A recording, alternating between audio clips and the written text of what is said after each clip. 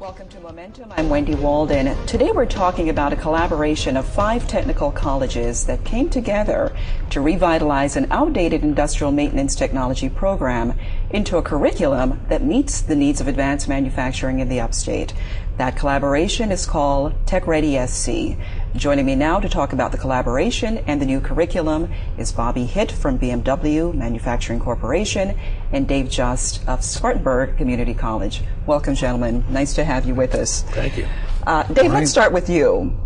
You are a member of the TechreadySC collaboration, and tell us a little bit about what that collaboration is all about and the mission and who the other colleges are that's involved with this initiative.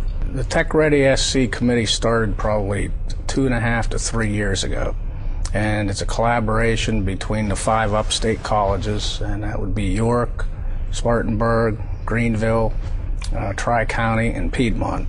And what we decided as a group was it would be better to look at different curriculums and programs in the upstate that dealt with manufacturing and try to work as a group and collaborate on how to develop curriculums that could be utilized all through the upstate manufacturing community, and do it in a way that it would be standardized between all the colleges, and that way we could also have people transferring from one college to another if that happened, and also to upgrade the standards of the programs that we were developing so it would meet the needs of the manufacturing environment today. Got you. Now, out of that collaboration came one particular program that falls under the TechreadySC umbrella, the branding, and that is called Mechatronics. Tell us about Mechatronics, what it is. It's kind of interesting. Mechatronics has been around for probably 30 years. The word was invented in Japan in 1969. There's colleges in Norway that have been giving bachelor's degrees for 25 years. We've worked with people from Festo Corporation who have PhDs in mechatronics. So it's not a new term so much globally. It's just new to the United States. Right. As we started to study and research the mechatronics programs, we felt that it was a program that we needed to bring to the upstate and to change the image of all manufacturing so people could see what is really happening in manufacturing today. And mechatronics deals with the combination of electromechanical, you add in your computers, programmable controllers, and automation control technology all the way up through robotics. And what they're trying to develop is a real multi-skilled craftsman that can keep the automation lines running at all the plants in the upstate. So the difference between mechatronics and the industrial technology program, the old program, is that with mechatronics, individuals or technicians are trained on multiple disciplines, multiple skills. Is that fair to say? Well, in multiple skills, but the real difference is that they're taught in terms of systems approach. Instead of looking at electrical as a separate entity and looking at mechanical as a separate entity and even the robotics as a separate entity, you're looking at how that entire combination works together in order to operate an automated system at a manufacturing plant, whether you're building cars or whether you're in a textile environment. They're all using some form of mechatronics today. Got you. Bobby, let's talk a little bit about AdvanceSC. This collaboration is made possible by a grant from AdvanceSC, which you're a board member and also past president, I might add.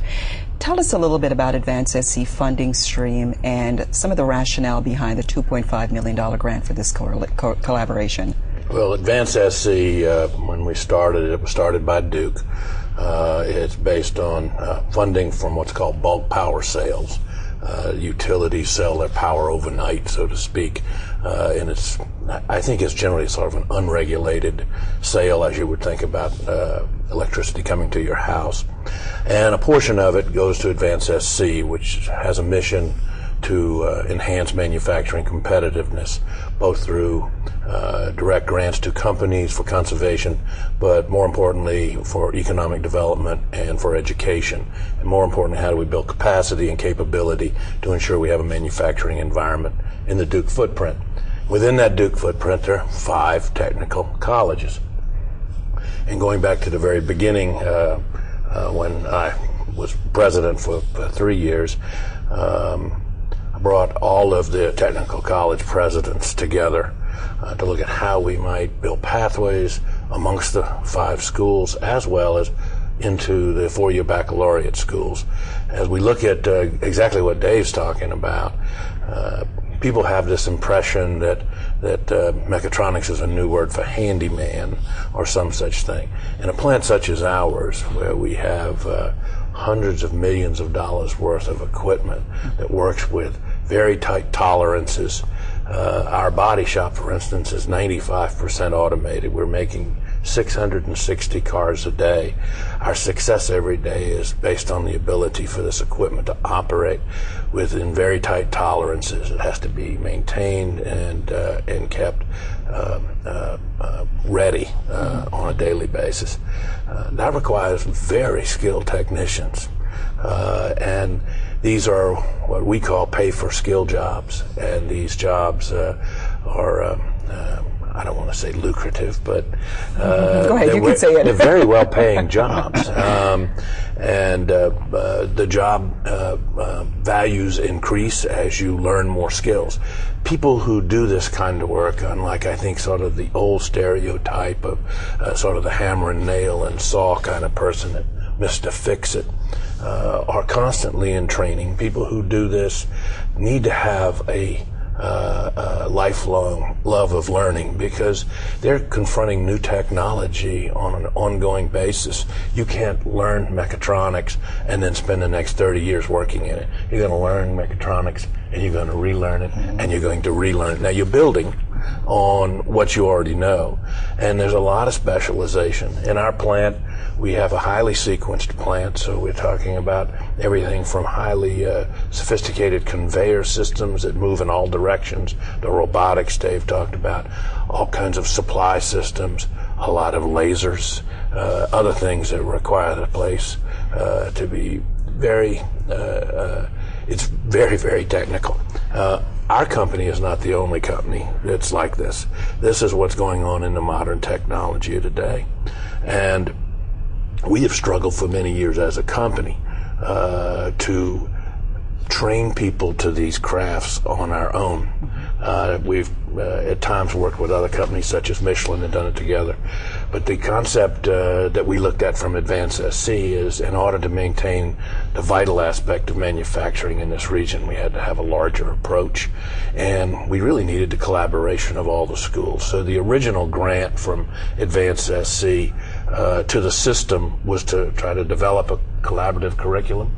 And then there have been grants to each school to bring about the implementation of that curriculum. It's great collaboration, but I want to touch on a point that you made, that people think mechatronics is a new name for a handyman, when in fact that's part of the perception for industrial maintenance technology.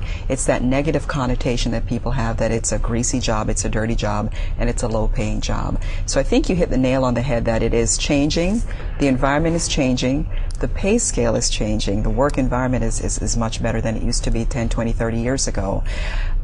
Talk a little bit more about the pay, because I think I read someplace that it pays $22 an hour. Well, in our plant it actually pays a little higher than that, but it's also a pay-for-skill job, which means as you gain more skill, your pay increases with that.